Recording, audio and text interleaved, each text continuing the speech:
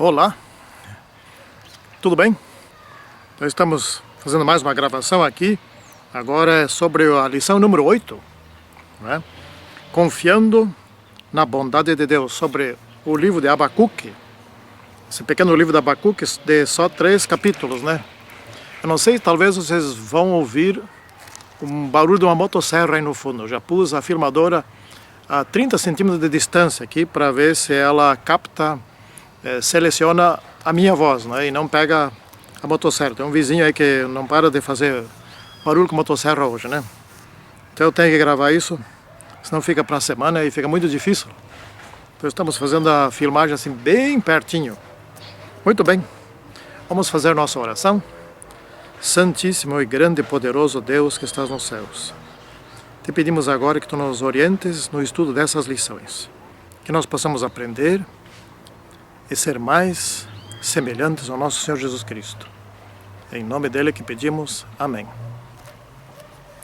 Muito bem, então vamos de início ler aqui em Abacuque, no capítulo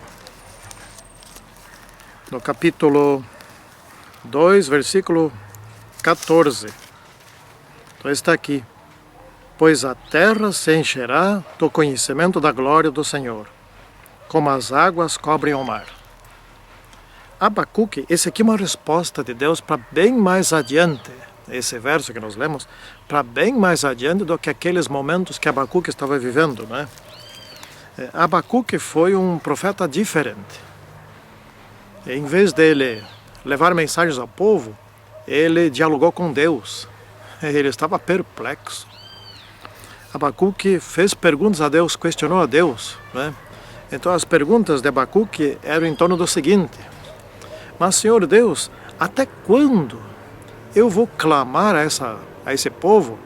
Enfim, os profetas vão clamar a esse povo, os profetas anteriores já clamaram a esse povo e a iniquidade só aumenta, só aumenta.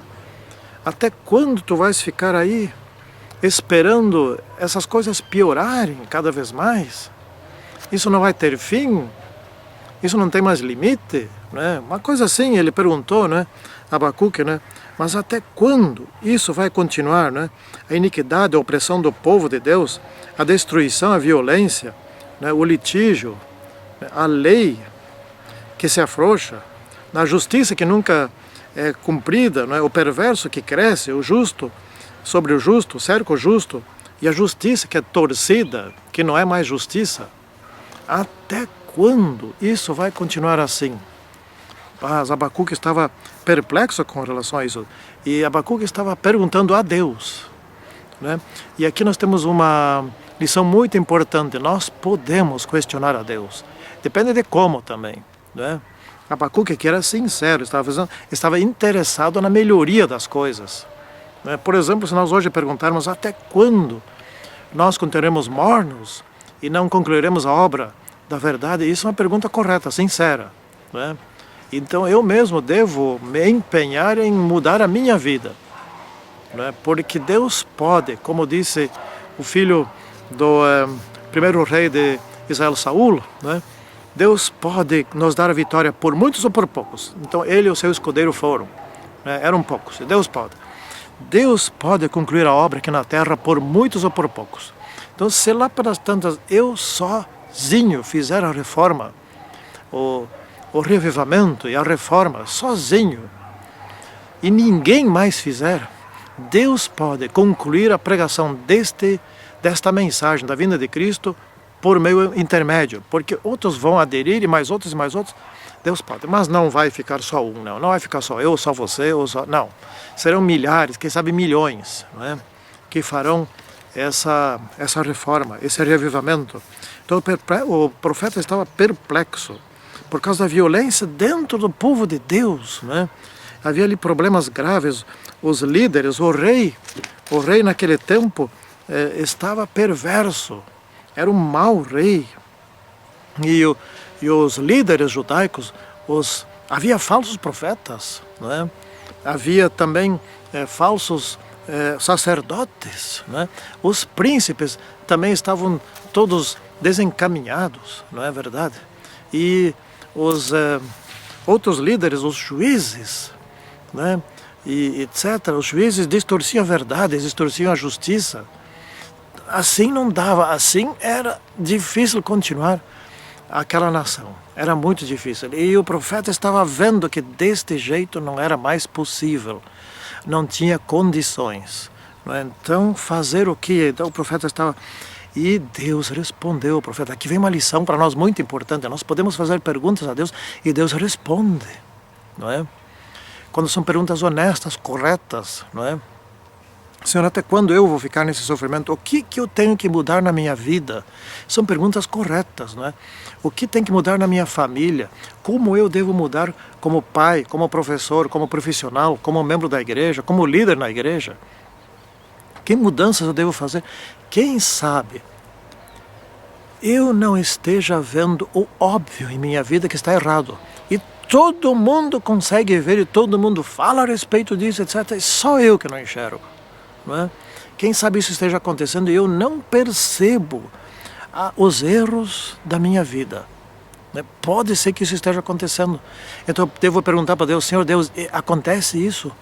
Eu tenho que mudar em alguma coisa? Só eu que não enxergo? Todo mundo está enxergando? Só eu que não vejo? Não é?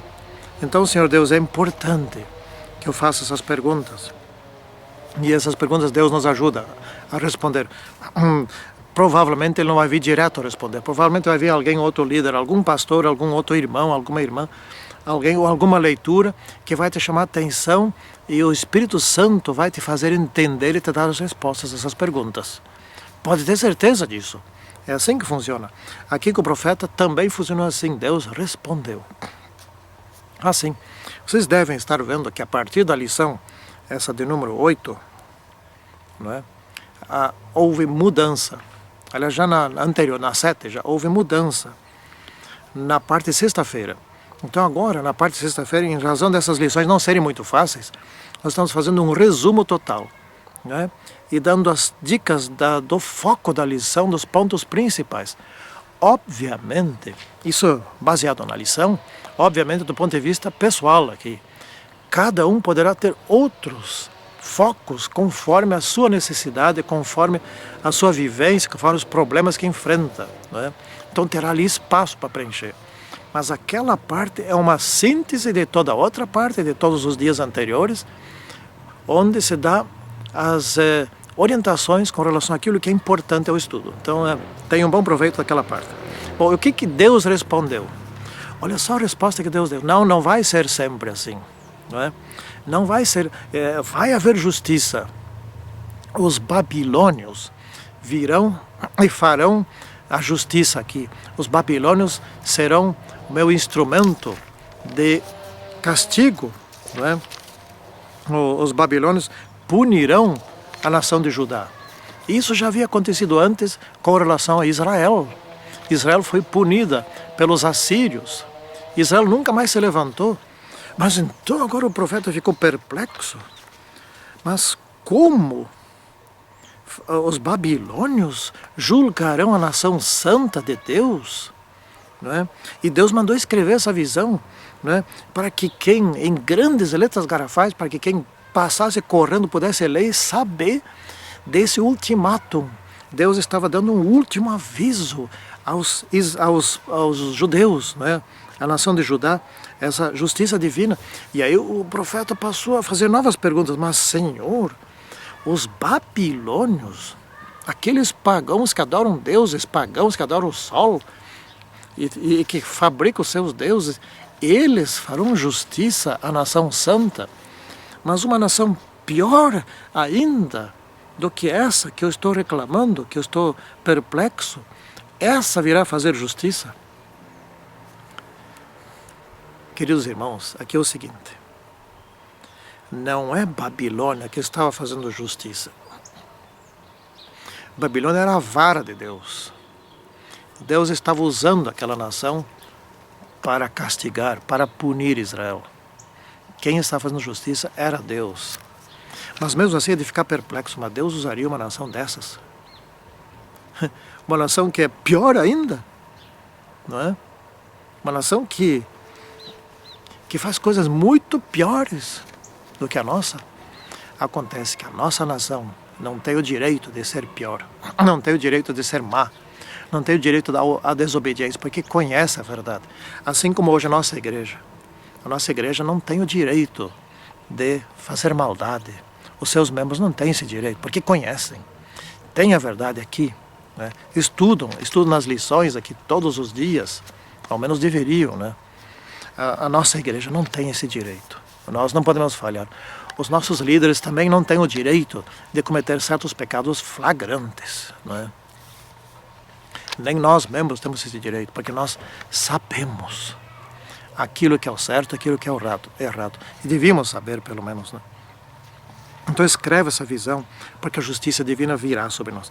E aí, nesse questionamento de Abacuque, Deus deu mais uma resposta. Ele disse o seguinte: sim, Babilônia mesmo, mas eu castigarei Babilônia depois, porque eles são ímpios, né?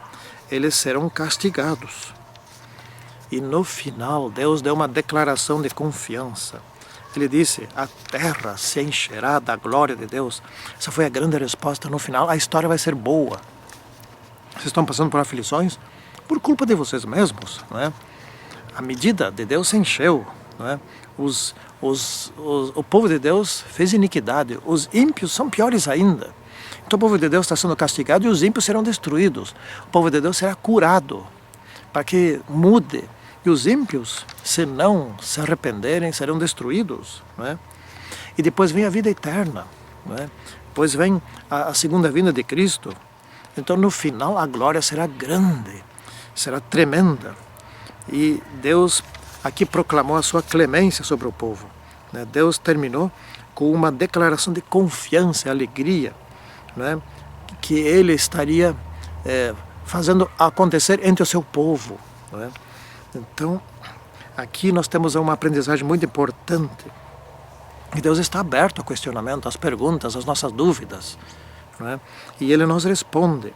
E o mais importante de tudo aqui é que nos ensina, nos educa, nos orienta o caminho. Todo aquele que quer acertar terá a resposta, de uma maneira ou de outra, não é? Então Abacuque aqui, ele saiu mais confiante, não é? O contexto da devastação iminente que o profeta estava vendo, olhando para o futuro, adiante ainda dessa devastação ele via boas notícias, não é? Havia um futuro bom, né? Então ele esperava, aí ele ficou mais confiante em Deus, né? Olha, vocês vão ter que passar por isso, vocês vão ter que passar por esse sufoco, por essa cura, por essa destruição de Babilônia, né? E gente do céu, Babilônia veio e destruiu os muros da cidade, destruiu as casas todas, destruiu o templo, tudo, e ainda levou tudo que havia dentro do templo. Acabou com tudo. Mas no futuro seria reconstruído. E mais adiante o próprio Filho de Deus viria e se assentaria e pregaria e estaria dentro daquele templo que seria reconstruído. Isso são coisas impressionantes, coisas boas, não é? Que estavam sendo adiantadas.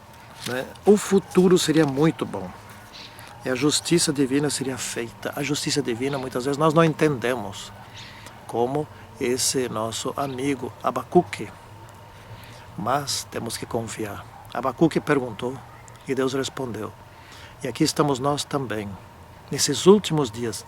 Esta Igreja Adventista do Sétimo Dia é a igreja verdadeira, por mais que muitas vezes alguns líderes aqui e ali não deem um bom testemunho, por mais que membros também não deem um bom testemunho, não é? Que todos nós somos falhos, não deveríamos praticar certas coisas muito óbvias, clamorosas, não é? Mas às vezes, por má vontade, certo? E alguém de dentro faz isso. Não é por isso que esta deixa de ser a igreja verdadeira. Ela é a igreja verdadeira porque Cristo está conduzindo, ela tem a verdade e ela há de concluir essa obra. Ela há de cumprir com aquilo que está escrito, não é? Então, fiquemos firmes. Não caiemos fora da igreja, justamente porque alguns, um aqui, outro ali, não dá bom exemplo.